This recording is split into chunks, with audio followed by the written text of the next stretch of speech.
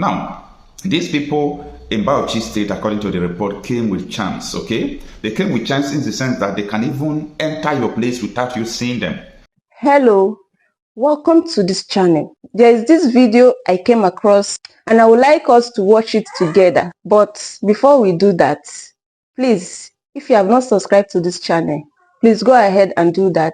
Click on the subscribe button and turn on your notification bell to keep being part of this. Then as you watch, do not forget to react and also drop your comments in the comment section. 25 Bauchi residents killed as bandits ambush local vigilante inside forest. Now, the report that came from Bauchi State is that the bandits, when you hear bandits in Nigeria, they are talking about terrorists, okay? Or they call them armed bandits. These are people going around killing people, and they are affiliated with Boko Haram, ISWAP, and Lakurawa, Mahmuda. All these people are their armed wings, okay? They are all affiliated to ISWAP and Boko Haram. And their mission is to bring the Islamization of any place they are terrorizing. Like Boko Haram said that Western education is a sin. So what they want to inculcate on people is just the idea of Sharia and so on and so forth. Now, these people in Bauchi State, according to the report, came with chance, okay? They came with chance in the sense that they can even enter your place without you seeing them. Local vigilante has been the only source of counter group that is withstanding these attacks, because the police, the military are getting weaker every day because of underlying issues and the collusion they are having with these armed terrorists. So they came with charms and they now ambush the vigilantes inside the forest. And this is so terrible, according to the report that came in, that it was a lot of battle, a lot of gun battle. The vigilante put up a fierce fight against the terrorists after the terrorists ambushed them. But at the end, they lost 25 persons. This is what you hear in Nigeria. This is what is happening in Nigeria. It doesn't happen anywhere in the world. The silence is loud. Everyone is mute. They can't talk about it. Why? Because the people who are sponsoring all these people, some of them are, political office holders. They are part of the people sponsoring all these people. And it's a well-known fact, established, okay? It is everywhere. It is on the national televisions in Nigeria. They talk about it every day. But Nigerians will hear, will see, and they will just remove their eyes. It doesn't concern them. But at the end, one way or the other, one or two persons are becoming victims every day. Now, this article is from Sahara Reporters that reads that 25 Bauchi residents killed as bandits ambushed local vigilante. Let's follow this article step by step. I will analyze every important part of it for you. Now, it reads that no fewer than 25 people have been confirmed dead following a deadly confrontation between suspected bandits and local vigilantes in Akaleri local government area of Bauchi State. Mind you, when you hear about bandits, as I said earlier, we are talking about terrorists. Now, the article continues that the clash occurred in the early hours of Sunday, May 4th, 2025, when a patrol team of professional hunters from Duguri and Guana districts came under heavy attack in the Dajin Madan forest, which borders Bauchi in Plateau State. Police spokesperson CSP Ahmed Wakil in a statement said the hunters were ambushed around 5:40 a.m. during a routine security operation along Duguri, Manso, and Dajin Madan axis. Now, in the southern part of the country, you see people who are invading cities and they call themselves hunters. I explained to a lot of people that there is an association called Nigeria Hunters Association. It's a registered association. It's an arm training group. They train you how to carry arms, and your aim is to go to the bush and secure your people.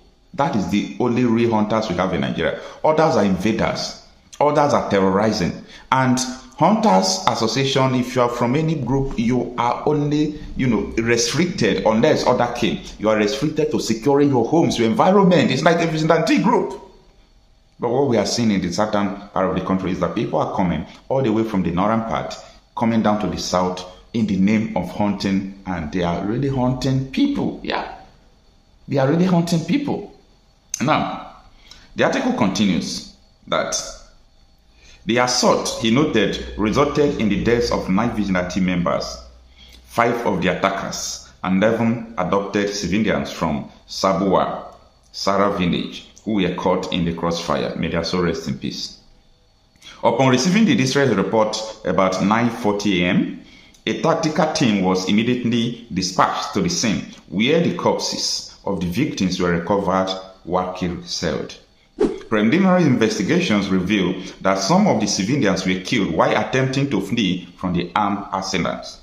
He added that the police command has launched a manhunt for the perpetrators and will ensure all those connected to the killing face justice. I wish it would be possible. I wish it would be possible that police will bring them to justice, but contrary is always the case in Nigeria. Reacting to the incident, Bauchi State Governor Bala Mohammed expressed profound grief, describing the ambush as a heinous and senseless act of violence. In a statement signed by his media advisor, Mokhtar Gidado, the governor extended condolences to the bereaved families and communities affected by the attack. The governor Bala Mohammed, thank God he's still alive. He's the one that came to the national television to tell us that they are planning how to bring the Fulanis and accommodate them in Nigeria. Even people who will come to carry out reprisal attack, that they will still accommodate them. It's now the governor, his state is under siege. Let them continue. Now, he paid tribute to the slain hunters for their bravery and reiterated his administration's determination to combat criminality in all fronts. The tragic incident is a painful reminder of the persistent threat facing our rural communities, the statement raised.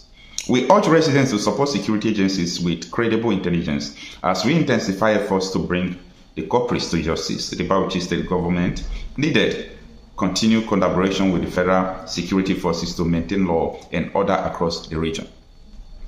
This is happening to Bala Mohammed. He's now the governor of the state. So I think if we have courageous journalists in Nigeria, like this attack happened, 25 persons were killed by all these bandits that you people imported. How do you feel importing terrorists into the country? These are the questions that they're supposed to put forth to them. Anyway, take a listen to what I said.